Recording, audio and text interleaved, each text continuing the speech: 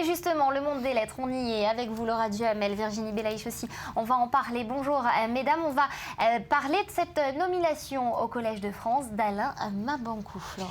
Oui, Alain Mabanckou va prononcer aujourd'hui son discours inaugural. Il a été recruté pour occuper la chaire consacrée à la création artistique. Et c'est le premier écrivain qui va occuper ce poste. Et grâce à cette nomination, la littérature africaine, dont il est l'un des grands ambassadeurs, sera désormais mise à l'honneur au Collège de France.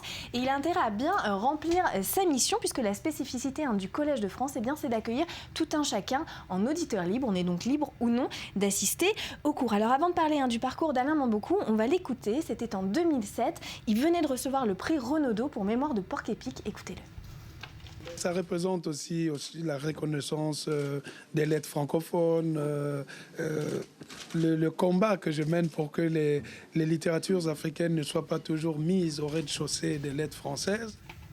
Voilà, alors Alain Mabanckou, il est né en 1966 à Pointe-Noire, au Congo. Il est venu étudier le droit à Paris. Puis comme de nombreux juristes, finalement, il a choisi une autre profession. Alors lui, ce sera écrivain et professeur de lettres. Aujourd'hui, il enseigne aux États-Unis et on lui doit de nombreux livres, dont Vers cassé en 2005 et puis récemment Petit Piment. Alors Petit Piment, c'est l'histoire d'un jeune orphelin congolais qui cherche par tous les moyens à exister au prix de tout, même du crime, jusqu'au jour où son rêve sera brisé par le pouvoir politique. Alors dans ce livre, évidemment, Alain Mabanckou dénonce les dictatures africaines et puis il nous parle aussi un peu de lui. Alors, il est très très apprécié en Israël, Alain Mabanckou. Il y est venu à plusieurs reprises pour présenter ses livres, notamment Vers cassé, qui a été traduit, je ne sais pas pour la majorité de ses livres, mais en tout cas pour Vers cassé, qui a été traduit en hébreu et donc il sera au Salon du Livre cette année, Alain Mabanckou. Alors justement, dans ses livres, il s'interroge sur son identité africaine, son rapport aussi à la France. Oui, son rapport à la langue aussi, c'est un sujet qui l'intéresse énormément. Comment est-ce qu'on définit son identité lorsqu'on est ballotté entre le français et entre une autre,